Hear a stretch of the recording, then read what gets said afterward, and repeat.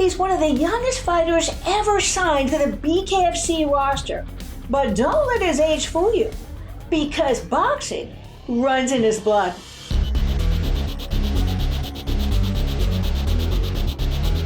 Hey there, Bare Knuckle News fans. I've got newly signed BKFC fighter Zion Tomlinson in the studio tonight, and he has some big news to share with us. What's up, Zion? What's up, everybody? My name is Zion Tomlinson. I just got signed to the BKFC 16 fight card. I'll be fighting Tyler Hill at 175, and I'm delivering a knockout. Wow. How do you think you match up with your opponent? I don't think he has he don't got the skills to compete with me.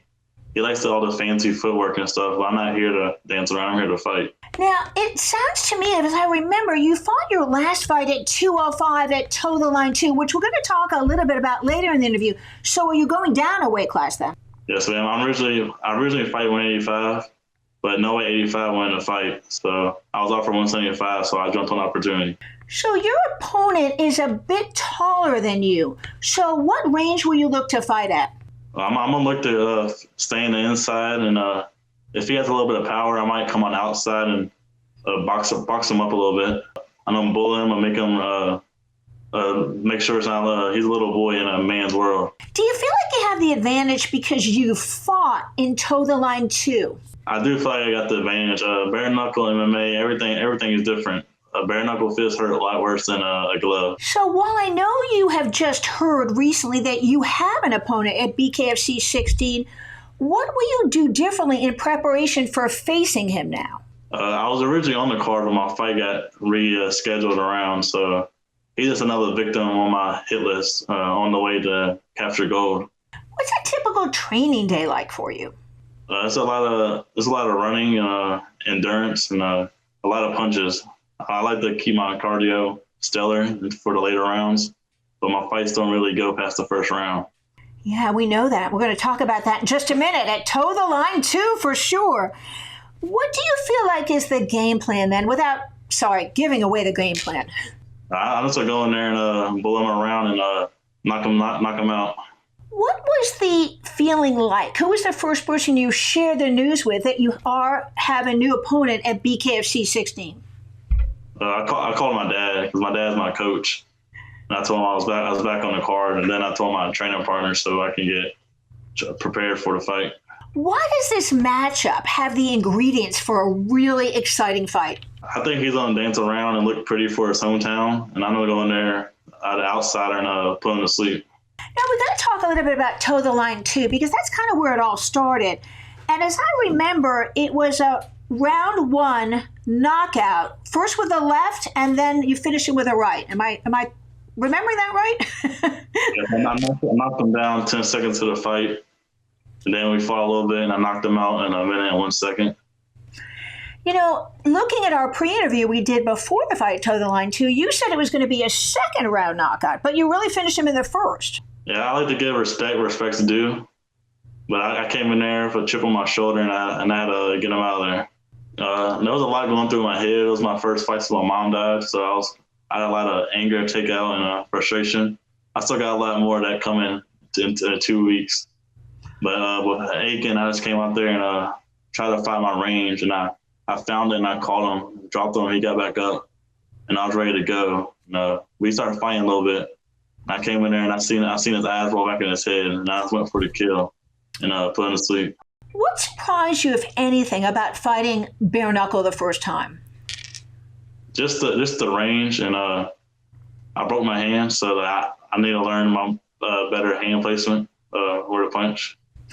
Speaking of hand placement, you know, so much of the bare knuckle FC fight, since it is glove free, is about your hands. How are you training your hands to prepare for bare knuckle FC 16?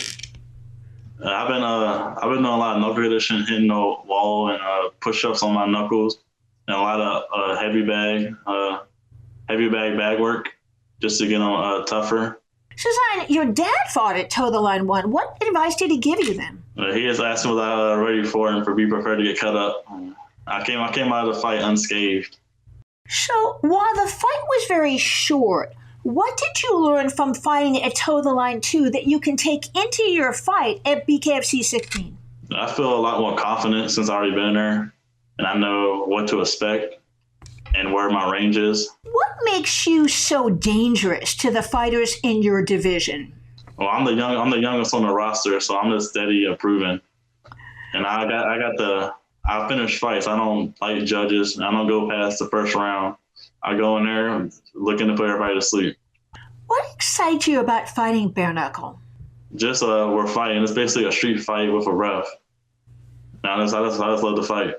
Speaking of the fact that you love to fight, for viewers who are new to you, let's talk a little bit about your background, because a lot of your wins have come by power punches. Yes, ma'am. I came straight from amateur to the bare-knuckle. So in my amateur career, all my wins came by finishes, and I just put people to sleep. That's what I know to do, and that's what the fans know me by. You know, being the youngest fighter on the BKFC roster, what do you do mentally to prepare for a fight? Because so much of the fight is mental. My very first fight when I turned 18. My first fight, I was 15 when I first fought. And they changed the law. We had to be 18 to fight. My very first fight after turning 18, I fought a dude that was 40-something. And he had the grown man strength on me and threw me around a little bit. And I got in the gym and took it more serious. And now I'm looking to become the youngest champ in BKFC history. Wow. Well, we can't wait to see you at BKFC 16. One final question. Let's talk a little bit, because I know the history of you and your boxing family, but share that story with our fans, because it is very interesting. I grew up watching my dad fight in rough running brawls and tough mans, and then he went to MMA, and me and my brother grew up in the gym. And now we all fight together, looking to all be on a card one day. So, I was checking around on social media a little bit. What's going on with your Uly Diaz call-out? Uly, he's a bum. I've been calling him out since November because he hasn't fought nobody for a win, even with his pro boxing career. He had it padded for him, and he's asking for a title fight, but he hasn't respectfully earned one. And then he threw a shot at me and my dad, and now he blocked me on social media. And, he doesn't want to fight. He's steady ducking me, and I'll see him one day if he wants to have the gold around his waist. So do you respect him as a fighter, though? Forget about the social media stuff, because that always gets so emotional. Do you respect Uly as a fighter? I don't respect him as a fighter. He hasn't done anything in the fight game to be respected. So before we go today, Zion, is there anything else you'd like to add? And please give us your social media handles. You can follow me on social media on Instagram at ZZman540, and on Facebook at Zion Tomlinson Sr. And special thanks to my sponsors, Kevin Smith, my manager at Smith Brothers Combat Sports, Graphic Nation for my custom apparel, Savage Combat Sports for all my Savage gear I got on now, and Ink Addicts Tattoo Studio here in Roanoke, Virginia for all your tattoo needs. And before we go today, I also want to thank Kevin Smith for setting up this interview. Zion Tomlinson, I look forward to seeing you at BKFC 16. And by the way, fight fans, we will be there, bringing you all the beautiful bloody action. I'm Susan Cingari for Bare Knuckle News. And remember, no one beats us to the punch.